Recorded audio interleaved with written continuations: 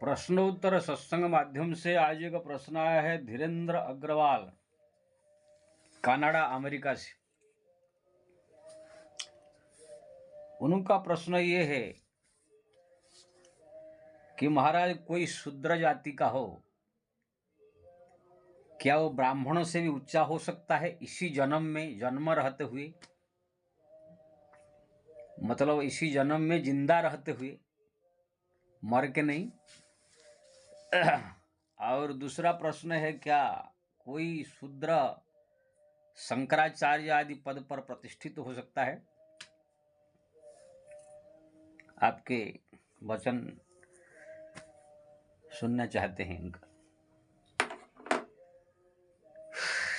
देखिए, भी इसी संसार में कोई चीज असंभव नहीं है। भगवान का भक्ति, भगवान का भजन, भगवान का नाम में इतना शक्ति है, ये संसार को जो है ए टू जेड जो है बदल सकते हैं। भ्रुकुटी विलास जास लय होई, जिसके भ्रुकुटी टेढ़े मात्र से संसार जो है प्रलय हो जाता है, प्रेम भरी दृष्टि से संसार सृष्टि हो जाती है। तो ये तो छोटी मोटी चीज है, लेकिन हर एक चीज का एक प्रोसेस होता है। ये वीडियो का आपने जो प्रश्न बहुत गंभीर पूछा है, और ये जो मैं वीडियो आप बना रहा हूँ, ये बात आज कह रहा हूँ, मेरे विचार से मैं तो कह नहीं रहा हूँ किसी को मेरा सब्सक्राइब करो या मेरे वीडियो को देखो कि फॉलो करो, ये सब मेरी कोई ज़रूरत नहीं है। लेकिन जो भी आदमी देख रहे हैं वो बढ़िया से देखे और अपने इष्ट मित्र को ये दिखावे। बहुत ही जानकारी चीज आई मैं बताने वाला। हर एक चीज का जो है प्रोसेस है। आजकल ये प्रश्न बहुत ऐसा आ रहा है कि शंकराचार्य शूद्र बन सकता है क्या? कोई ब्राह्मण जो है शूद्र को भी प्रणाम कर सकता है? आजकल ये भी एक प्रश्न आ रहा है कि लड़कियों का कोई जाति नहीं होता है। कोई भी जाकर ब्राह्मणी से भी शादी कर सकता है, ब्राह्मणी जाकर के शूद्र से भी शादी कर सकती है।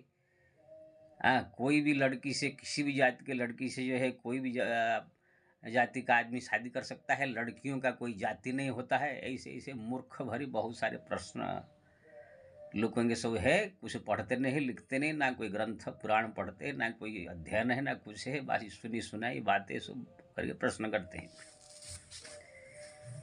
लेकिन हम जो बात कहेंगे, शास्त्र एकदम पढ़े हैं, जो शास्त्र में लिखा हुआ है, जो जुग जुग से सारी लिखा हुआ है, नहीं जो घटित घटनाएं भी आपको उदाहरण देके बताएंगे तो आपको समझ में आएगा। मेरा बात को ध्यान सुनिए। मैं ये कह रहा था कि हर एक चीज का एक प्रोसेस होता है। प्रोसेस यानी क्या कौन बनेगा उसका एक तरीका होता है। जैसे किसको डॉक्टर बनना है, डॉक्टर बनना है तो आप बोलोगी कोई भी एक हल चलाने वाला आदमी जाए कि डॉक्टर बन जाए, तो ऐसे डॉक्टर नहीं बन सकता है। डॉक्टर बनने के लिए जो है उसका जो प्रोसेस क्या है, पहले 12वीं तक पढ़ना होगा। जो इस समय पता नहीं 13वीं 14वीं जो होगा, पहले तो 12वीं था।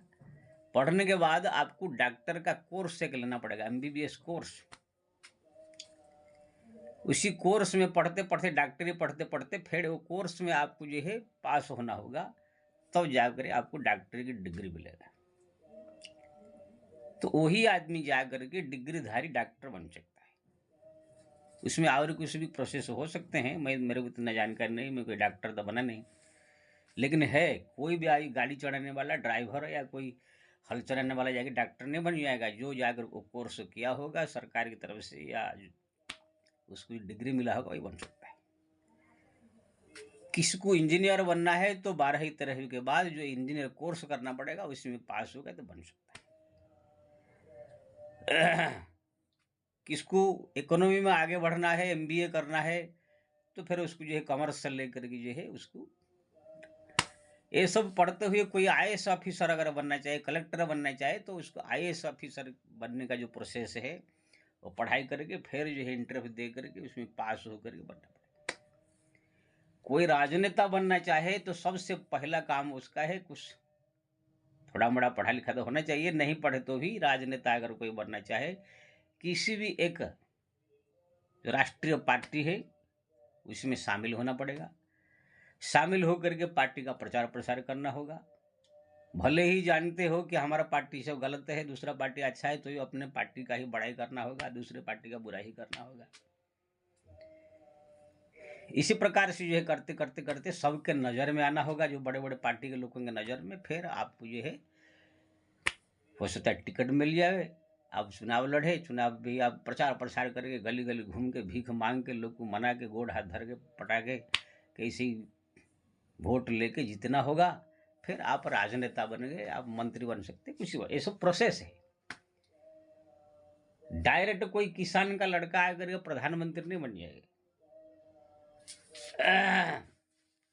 तो उसके लिए जो है सब तरह तरह की जो है प्रोसेस सब रखा गया है, कुछ एक तरीका है सब।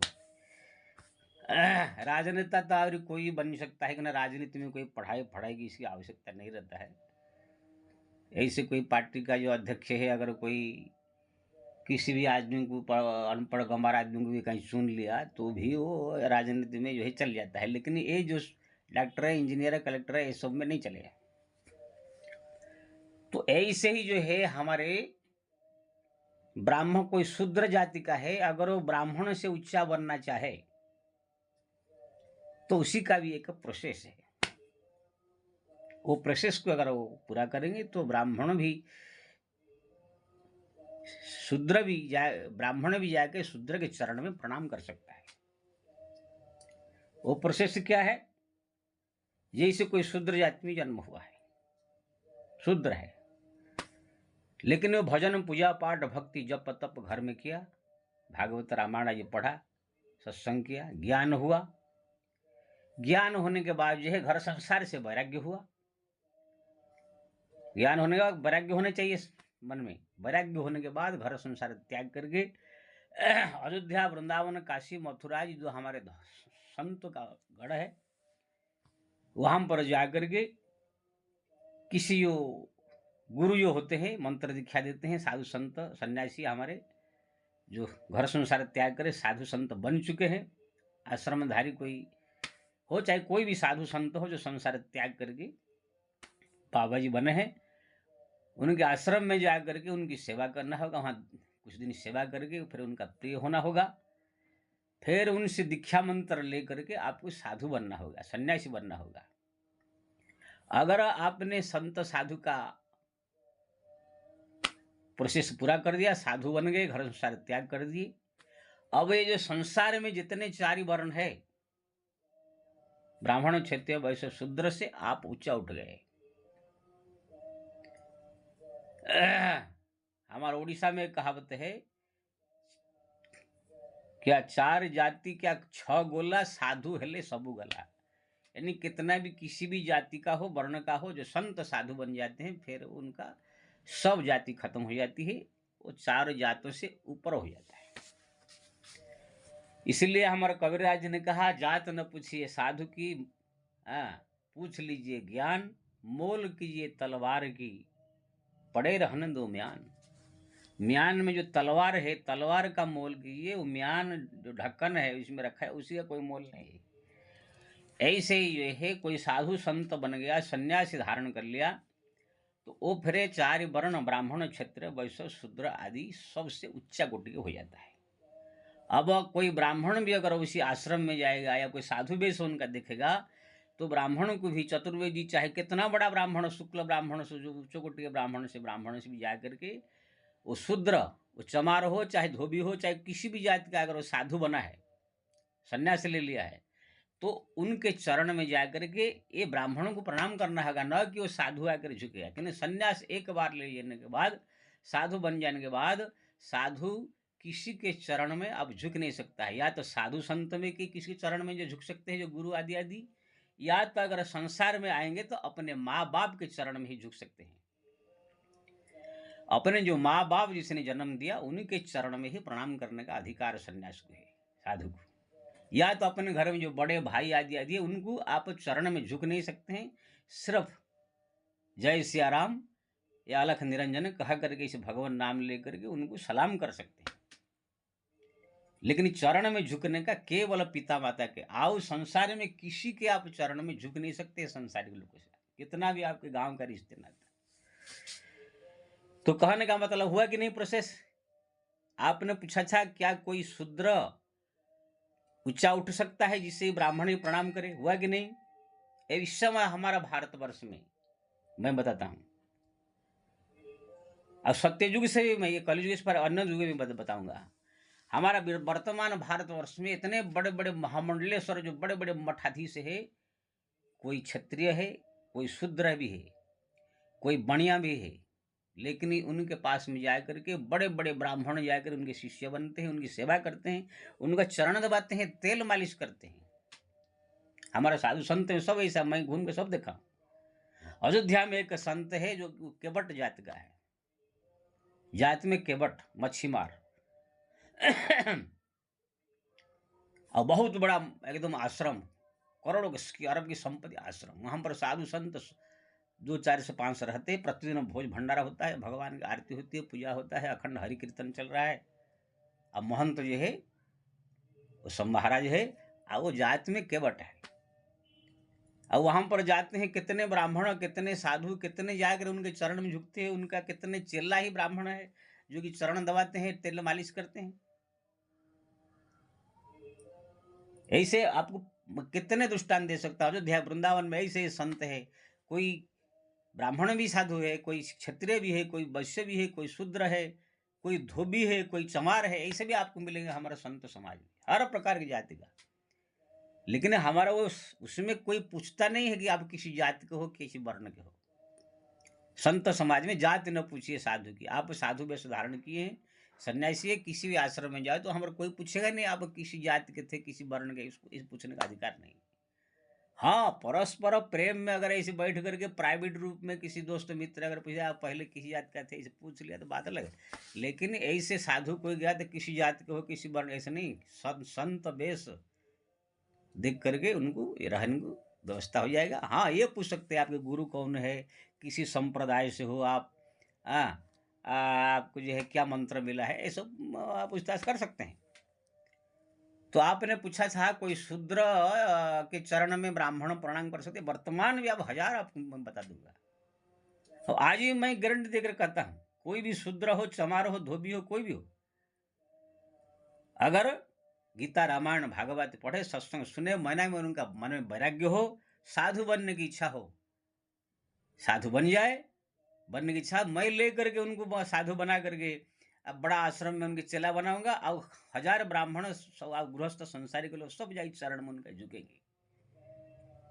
1 मिनट में खाली दीक्षा मंत्र लेकर के सारा संसार का पूजन हो जाएगा।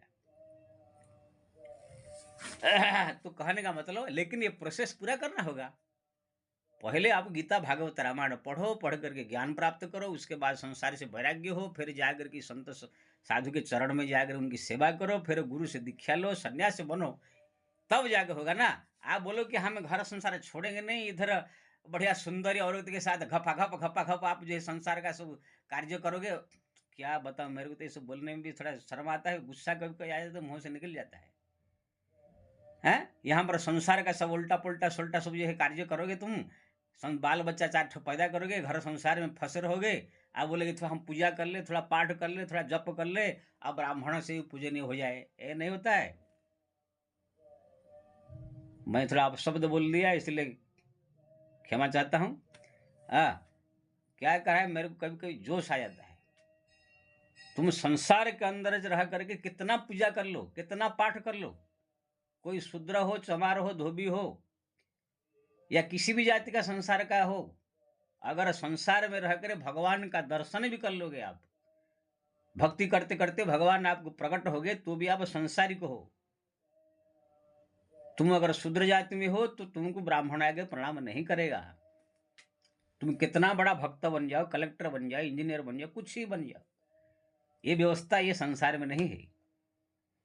शूद्र शूद्र ही रहेगा, ब्राह्मण ब्राह्मण ही रहेगा, क्षत्रिय क्षत्रिय ही रहेगा। संसार में कितना कोई पूजा कर ले, पाठ कर ले, भक्ति कर ले, साक्षात भगवान को दर्शन कर ले, तो भी हमारा रैदास स्वामी है, चमार थे, लेकिन जब तक वो गृहस्थ में रहे, जूता बुनते थे, तब तक कोई ब्राह्मण उसको जाके थोड़ी प्रणाम करेगा, ना कोई उसको ये करेगा, चमार माने जाते थे। लेकिन जब वो घर, पिताजी ने उनको घर से निकाल दिया, निकाल करके जो है संन्यास ले ली, साधु बन गए, फिर देखिए उनको जो है बड़े बड़े संत, सब साधु संत महात्मा सब सम्मान करने लगे, आदर करने लगे। इसलिए कोई बोले कि हम संसार में रह के ही गृह संसार सब भोग विलास करते हुए मजा लेते हुए संसार का, आज हम ब्राह्मणों को भी अपने चरण में झुका दे तो नहीं होगा। संसार में व्यवस्था नहीं है, गृह त्याग कर संन्यास लेना होगा। इसलिए भगवान राम ने जो है वाल्मीकि रामायण के प्रसंग है, एक शंभुक नाम का शूद्र को मार दिया। क्यों जानते हैं? कितने लोग ऑब्जेक्शन उठाते हैं, क्यों मार दिया? तो भजन कर रहा था, भजन कर रहा था वो, लेकिन वो शंभुक नाम का शूद्र गृहस्थ परिवार वाला आदमी था, साधु नहीं था। वो अपना परिवार घर संसार छोड़ करके जाकर जंगल में बैठ के दाढ़ी बढ़ा के तिलक लगा करके भगवान का भजन कर रहा था। तो किसी ने बताया ऐसे ऐसे, तो भगवान राम तुरंत जाकर उसका गर्दन उड़ा दिए। क्यों ना, ये नियम नहीं है। दाढ़ी बढ़ा के संन्यास, एक भगवा वस्त्र पहन के जटा धारण करके जो है संसारिक कोई आदमी, संसार में रहने वाला आदमी ऐसे वेश धारण नहीं कर सकता है। ऐसे वेश धारण करके अगर संसार में कोई रहता है तो वो अनुचित है। ये साधुओं का वेश है, जटा जुटा दाढ़ी मूछ भगवा वस्त्र पहनना, ये सब क्या है? साधु संत का वेश। वो शंभुक नाम का शूद्र बैठ कर तपस्या कर रहा था, ये वेश धारण किया था। कोई भी आकर, ब्राह्मण भी उनको प्रणाम कर रहे थे, सब ऋषि मुनि महात्मा उसको प्रणाम कर रहे थे, और मजा उनको आ रहा था। अब भगवान का राज्य जो राम के धर्म में राज्य था, वहां पर एक शूद्र जो है, जो कि संन्यास नहीं लिया है, उसको आकर ब्राह्मण प्रणाम कर रहे हैं, सब लोग प्रणाम कर रहे हैं साधु मान करके, तो अन्याय हुआ ना। जैसे आजकल कोई पुलिस न होते हुए पुलिस का ड्रेस पहन करके, काला डंडा ले करके, टोपी पहन के घूमे और लोगों को जो है डांटे फटकारे, तो क्या होगा? उसको सरकार को मालूम पड़ेगा तो पिटाई करके जेल में डाल देगा। ऐसे ही भगवान राम ने शंभुक नाम का शूद्र को हत्या किया, क्योंकि ना वो साधु का वेश धारण करके जो है गृहस्थ होते हुए वैसे काम कर रहा था। हम आज ही बोल रहे हैं, जो लोग ने गृहस्थ होकर के जो साधु वेश बना करके दुनिया को ठग रहे हैं, ऐसे लोगों का दुर्दशा ऐसे ही होता है। आसाराम बापू ठीक है, बहुत ज्ञानी, अच्छा है, वंदन है, अच्छा काम किए हो, लेकिन तुम गृहस्थ आदमी है, तुम्हारा बाल बच्चे है, परिवार वाला आदमी है, तुम एक जाति में जो है तीसरा वर्ण में आते हो, बढ़िया जाति में आते हो, और तुम गृहस्थ में रहते हुए जो ब्राह्मण से प्रणाम ले रहे थे, ब्राह्मण लोग को चला बना दिया आपने, है? आसाराम बाबू सन्यासी थोड़ी है, साधु संत नहीं है, सन्यासी नहीं है, वो गृहस्थ आदमी है, परिवार वाला आदमी है। परिवार में रहते हुए कितना भी कोई भक्ति कर ले, साक्षात भगवान को दर्शन कर ले, तो भी वो संसार का आदमी रहेगा। लेकिन उन्होंने जो है अपने आप को संत मान लिया। ये बेवकूफ कुछ पंडितों लोग को भी जाकर संत मान कर दीक्षा मंत्र ले लिया, आप उसका गोड़ दबाने लगे, तो क्या अधर्म हुआ कि नहीं? इसलिए भगवान ने उसका दंड दिया उनको। जो भी ऐसे करेगा ऐसे उनका दुर्दशा होगा। इसलिए पहले घर संसार त्याग करके संन्यास ले लो। संन्यास लेने के बाद फिर वहां पर तुम कोई जाति धर्म पूछेगा नहीं। ये भी आपके घर में कोई साधु आएगा भगवा पहन के जटा, क्या तुम लोग पूछते हो कौन जाति के हो? नहीं, आप उनको प्रणाम करते हो, उनको स्वागत करते हो, यही कर्तव्य है। हमारे संत समाज में यही नियम है। इसलिए मैं सबसे निवेदन करूंगा, गृह संसार में रहते हुए साधु का वेश बना करके दुनिया को ठगो मत। बम्बई शहर में मैं देखता हूँ कितने सौ मध्य प्रदेश के झांसी इलाके के बहुत सारे पंडित जो गोस्वामी और क्या क्या आ करके यहाँ साधु वेश धारण करके गली गली गली गली गली भीख मांगते हैं, पैसा इकट्ठा करते हैं। यही से उनका पैसा इकट्ठा 10-20 हज़ार हो जाएगा, फिर जाए घर में अपना घर दे के आते हैं, लड़के शादी ब्याह कराते हैं, घर परिवार का सब देखभाल करते हैं। इन्हीं ये मूर्खों को देख करके जो है हमारे पूरा बम्बई वाले सोचते हैं कि ये साधु लोग सब भीख मंगा होते हैं। हम लोग साधु है नहीं, सब गृहस्थ परिवार वाले हैं, साधु का वेश धारण करके सो मांगते रहते हैं। हमारा अयोध्या वृंदावन में रहने वाले साधु आश्रम में रहकर खा पी करके आनंद में भजन कर रहे हैं कि यहाँ पर भीख मांग रहे हैं गली गली। मैं भी 25 साल से बम्बई में रह रहा हूँ, बाहर भी कभी कोई आता हूँ, कोई बोल दे बम्बई का आदमी किसी के दर पर जा करके गोवर्धन दास जाकर भीख मांग रहा था, किसी से मांग रहा था, कुछ कर रहा था, तो ऐसे कुछ लोग जो है वेश धारण करके गृहस्थ लोगों को साधु का वेश धारण करके उल्टा पुल्टा सुल्टा कर देंगे, नाम खराब हो जाएगा साधु का। आसाराम आपने गलती किया, नाम साधु समाज का खराब है। कोई राम रहे में हो, हरामी जो है वो कोई गृहस्थ परिवार वाला आदमी है, वो कुछ उल्टा पुल्टा किया, नाम है साधुओं का खराब। तो कहने का मतलब ये है, ब्राह्मण से भी ऊंचा पद प्राप्त कर सकता है अगर सन्यास लेकर के भजन करे तो। उससे पहले साक्षात भगवान भी तुम संदेह दे तो भी आप सन्यास प्रणाम में नहीं हो सकते हो। भगवान राम भी साक्षात भगवान होते हुए गृहस्थ में थे, इसलिए जब ब्राह्मण साधु संत उनके दर पर आते थे, दूर से जाके प्रणाम करते थे, उनको आशीर्वाद लेते थे। ब्राह्मण रावण जैसे राक्षस को युद्ध करते समय भी युद्ध से पहले उनको प्रणाम किया। लखन ने कहा क्या कर रहे हैं, दुश्मन है ना, दुश्मन अलग है, लेकिन ये हमारा बुजुर्ग है, ब्राह्मण है, पिता से भी बड़े उम्र के हैं, इसलिए उनको प्रणाम करना चाहिए। तो कहने का मतलब ये है कि आप शूद्र से बड़े हो सकते हैं क्या बोलते, ब्राह्मण से भी बड़े हो सकते हैं, लेकिन ये प्रोसेस को आपको अपनाना होगा। तो ऐसे बहुत सारे चीज जो है लोगों को ज्ञान नहीं है। बस थोड़ी देर घर में रह गए, थोड़ा भजन कर लेंगे, पूजा कर लेंगे, पाठ कर लेंगे, जप कर लेंगे, बस हम बड़ा ज्ञानी हो जाएंगे। प्रहलाद गृहस्थ है, ध्रुव गृहस्थ है, बलिराजा गृहस्थ है, भीष्म पितामह गृहस्थ है, पांडव युधिष्ठिर गृहस्थ है, ये लोग बड़े बड़े भक्त भगवान के, फिर भी कोई ब्राह्मण साधु संत आ जाए तो लंबा होकर चरण में गिर करके उनका चरण धो के पीते थे लोग। प्रहलाद ध्रुव के घर दर पर कोई आते तो प्रहलाद नहीं सोचते थे मैं तो बड़ा भगत हूं, ये पंडित लोग का क्या गुण दूं, साधुओं का क्या गुण दूं। कितना कोई बड़ा बन जाए यहाँ संसार में।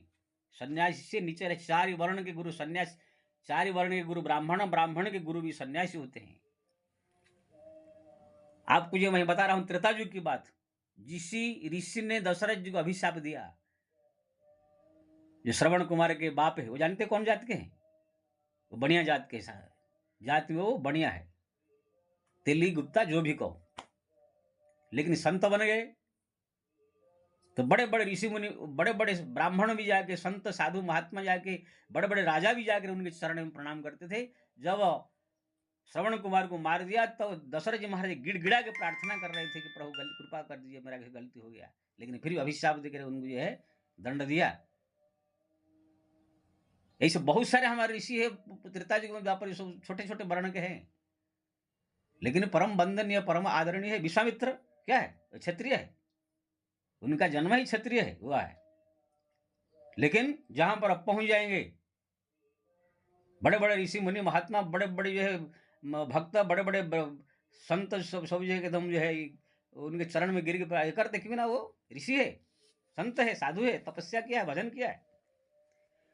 तो कहने का मतलब ये है, ये सब बहुत सारी चीजें हैं, शास्त्र पुराण सब पढ़ करके जो है सब जानना चाहिए। न जान करके संसारिक लोग अपने मनमानी सब बातें करते हैं। आज ही मेरे को जो है काली एक जो औरत फोन किया था कि हमारा एक भतीजा है, वो एक जादव के लड़की से शादी करना चाहता है, वो आई दिखाने के लिए आई थी, उनको जो है हम पसंद किया, बहुत अच्छा है। मैंने कहा तेरा दिमाग खराब हो गया क्या, मूर्ख औरत है। गुस्सा मेरे को इतना आएगी, ब्राह्मण होकर के जादव के लड़की से तुम जो है शादी कराएगा? अब कोई नहीं मिला दुनिया में, ना लड़की तो जाति नहीं होता है, ना तुम बड़ा ज्ञानी हो गया, पुराण शास्त्र पढ़ ले जान लिया। ध्यान रहे, मैं इसी विषय में थोड़ा सा चर्चा कर रहा हूँ, वीडियो बड़ा हो रहा है। शादी के लिए स्कंद पुराण, पद्म पुराण, इस ग्रंथ के बारे में ग्रंथ में सब वर्णन है। शादी ब्राह्मण का कन्या, औरत का भी जाति होता है, बोलते और का जाति नहीं होता है, ऐसे नहीं। शास्त्र में जो लिखा है स्कंद पुराण में, पद्म पुराण में बता रहा हूं, ब्राह्मण का लड़की केवल ब्राह्मण से ही शादी कर सकती है, क्षत्रिय से नहीं, कि वैश्य शूद्र उनसे नीचे नहीं। कोई भी स्त्री अपने से नीचे वर्ण की पुरुष से शादी नहीं कर सकती है। अगर किया तो महाअपराध, महापाप माना जाएगा। हाँ, पुरुष जो होते हैं वो अपने वर्ण में शादी कर सकते हैं, अपने से एक वर्ण नीचे वो लड़की से शादी कर सकते हैं। जैसे ब्राह्मण अगर है, ब्राह्मणी से शादी कर सकती है, या तो एक वर्ण नीचे, अगर मुसीबत में, वो भी बहुत जरूरी परिस्थिति में, एक वर्ण नीचे यानी क्षेत्राणी क्षत्रिय के लड़की से शादी कर सकती है। लेकिन ब्राह्मण जो है ब्राह्मणी से शादी करेगी, या तो क्षेत्राणी कोई राजा के लड़की से शादी कर सकता है। जैसे मनु महाराज क्षत्रिय है, अपने कन्या देवहूति को लेकर के कर्दम ऋषि यानी जो ब्राह्मण थे उनको विवाह कराया। राम के बहन जो है शांता है, वो क्षेत्राणी राजा की लड़की है, लेकिन जाकर के श्रृंगी ऋषि से शादी कराया गया। मानधाता के जो है राजा थे अयोध्या के, उनके जो है 50 लड़की जाकर के सफरी मुनि से शादी कराया गया। ऐसा आप देखेंगे बहुत मिलेंगे आपको, राजकन्याओं से ऋषियों ने शादी किया। अब शास्त्र में लिखा है ब्राह्मण अपने परिवार में अपने जो वर्ण में शादी कर सकता है, या तो अपने एक वर्ण नीचे क्षत्रिय अपने वर्ण में क्षेत्राणियों से शादी कर सकता है, क्षत्रिय की लड़की से, या तो एक वर्ण नीचे वैश्य उसके लड़की से शादी कर सकती है, शूद्र से नहीं। इसलिए आप देखेंगे धृतराष्ट्र के गांधारी से उनके जो पुत्र हुए हैं, जितने 100 पुत्र अपने गांधारी से हुए हैं, लेकिन एक पुत्र जुजुत्सु हुआ है जो कि वैश्य वर्ण की थी, वहां पर दासी का काम कर रही थी, उनसे हुआ जुजुत्सु, वो भी पुत्र कहलाता है, लेकिन वो सौतला है। लेकिन कोई शूद्रा से शादी नहीं कर सकते। अगर शूद्र से किसी ने पुत्र उत्पन्न कर दिया शादी के, वो पुत्र जो है अपने जाति का नहीं कहलाएगा। अगर कोई ब्राह्मण है शूद्राणी से अगर शादी कर लिया, या कोई वैश्य को शादी कर लिया, तो जो पुत्र संतान उत्पन्न होने वाला ब्राह्मण नहीं कहलाएगा। इसलिए आप देखेंगे हमारे जो क्या बोलते हैं विदुर है, विदुर व्यास जी से, व्यास जी ने विदुर को भी उत्पन्न किया, धृतराष्ट्र को पैदा किया, लेकिन विदुर क्या है व्यास जी के ही पुत्र है, उनसे उत्पन्न हुआ, लेकिन एक शूद्राणी से होने का शूद्र पुत्र कहलाए। इसलिए ये सब बड़ा सावधानी से जो है ये करना चाहिए। हाँ, ये जरूर है अगर कोई ब्राह्मण है किसी कारणवश विवाह नहीं किया है, विवाह न करके ऐसे ही किसी शूद्र के साथ संपर्क हो गया, तो उसी से जो पुत्र उत्पन्न होगा वो ब्राह्मण कहलाएगा। विवाह करने से नहीं होगा, कि ना विवाह करते समय विवाह ही गलत हो जाता है। संयोगवश अगर किसी शूद्र से रास्ते में आते जाते या कहां पर कुछ अगर ऐसी घटना घट गई, उसी से अगर कोई पुत्र हुआ तो वो ब्राह्मण कहलाएगा। जैसे व्यास ऋषि पराशर ऋषि जा रहे हैं, केवट की कन्या मिली, उससे संपर्क हो गया, जो व्यास जी पैदा हुए वो ब्राह्मण कहलाए।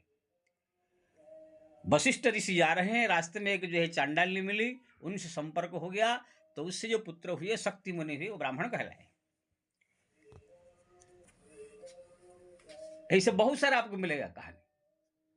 लेकिन आप विधिवत जानकारी में आप किसी जो है जो शादी करने लायक नहीं है उससे आप शादी कर लेंगे, फिर वो अपराध श्रेणी में आ जाएगा। और दूसरी बात बता रहा हूं, अगर उच्च वर्ण की स्त्री है, छोटा वर्ण की पुरुष हो गया, तो फिर उससे जो पुत्र होते हैं वो भी नीच कहलाते हैं। जैसे ब्राह्मणी है, स्त्री है ब्राह्मणी और पुरुष है क्षत्रिय, इससे जो पुत्र उत्पन्न होंगे ब्राह्मण या क्षत्रिय नहीं कहलाएंगे, सूत कहलाते हैं। इसलिए कर्ण जो है जीवन भर खाली पश्चाताप करते रह गया, सूत पुत्र सुन के उनका कान पक जाते थे। यद्यपि सूर्य पुत्र थे, लेकिन सूत ने उनको पाला था। सूत कैसे होते हैं, कन्या अगर ब्राह्मणी है पत्नी, और पति अगर छोटे वर्ण का है, तो उससे जो पैदा होते क्षत्रिय सूत वर्ण कहलाते हैं। इसलिए अगर औरत तो उच्चा वर्ण का हो, पुरुष अगर छोटा वर्ण का है, उससे जो भी संतान उत्पन्न होते हैं सब नीच कहलाते हैं, वर्णशंकर कहलाते हैं, नीच कहलाते हैं। लेकिन पुरुष अगर उच्चा वर्ण का है, स्त्री अगर उनके ही वर्ण का है या तो उनसे एक ही पहिया नीचे हो, तो वो पुरुष का ही वर्ण का कहलाएगा जो संतान होंगे।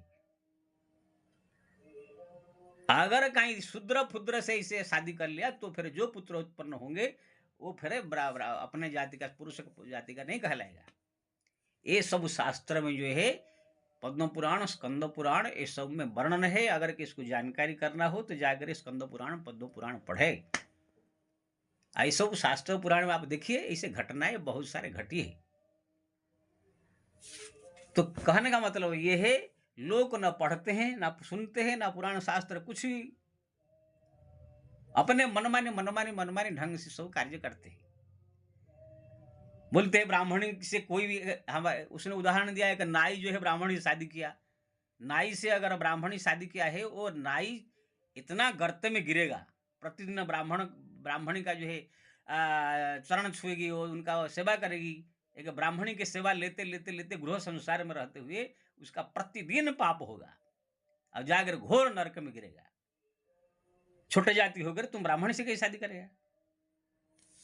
तो कहने का मतलब ये है, ये सब नियम कानून शास्त्र में वर्णन किया गया है। हाँ, एक श्लोक ही मेरे को थोड़ा पूर्ण याद नहीं है। ब्राह्मणी विवाह कृतम ब्राह्मणेव सदा, यानी ब्राह्मणी केवल जो है ब्राह्मण से ही शादी करेगा, दूसरे वर्ण से शादी नहीं कर सकता है। दूसरे वर्ण से अगर शादी किया तो फिर वो पुरुष का जो है सदैव पापी पाप होगा। अब जो संतान उत्पन्न होंगे वो नीच वर्ण में ही कहलाएगी। इसलिए कभी भी स्त्री उच्च वर्ण नहीं होना चाहिए, पुरुष उच्च वर्ण हो, स्त्री नीचे वर्ण होना चाहिए। अब ब्राह्मणी से कौन उच्च वर्ण का तो कोई है नहीं, ब्राह्मणी से उच्च वर्ण कौन है? सन्यासी है। फिर अगर कोई सन्यासी, साधु, संत, महात्मा अगर कोई ऋषि पत्नी के रूप में स्वीकार करता है किसी ब्राह्मणी को, तो बात अलग है। तो ये सब जो है ग्रंथ शास्त्र पुराण का मैं आप लोग बताया। इसलिए आपने पूछा जो था जी क्या, कि कोई शूद्र क्या ब्राह्मण से ही पूजनीय हो सकता है? तो मैंने आपको प्रोसेस बताया। अगर सन्यासी बन जाए तो कुछ भी हो सकता है। और ये पूछा था आपने, शंकराचार्य भी बन सकता है? देखो भाई, शंकराचार्य बनना ये सब जो है, शंकराचार्य जो परंपरा उनका है, वो लोग का प्रोसेस है। उसमें जो गुरु, जो शंकराचार्य वर्तमान है, वो बहुत सारे उनके चेला है। वो चेला में वो देखते हैं कौन योग्य है, वो प्रोसेस है उनका। योग्य जो है, उसी योग्य शिष्य में से किसको चुनेंगे, वही वहां पर शंकराचार्य बनता है। इनके बाद हम लोग कह देने से, कोई सरकार कह देने से, दूसरे आदमी कहने से शंकराचार्य नहीं बनता है। जो शंकराचार्य वर्तमान है, उनके जो शिष्य वर्ग में जो उनको योग्य लगे, जो उनको उचित लगे, वही ही वहां पर बनेगा। और किसको चुनेंगे, क्या करेंगे, वही शंकराचार्य ही जाने। जैसे आप बोलोगे क्या अमुक आदमी प्रधानमंत्री बन सकता है, ऐसे कैसे कोई बोल देगा?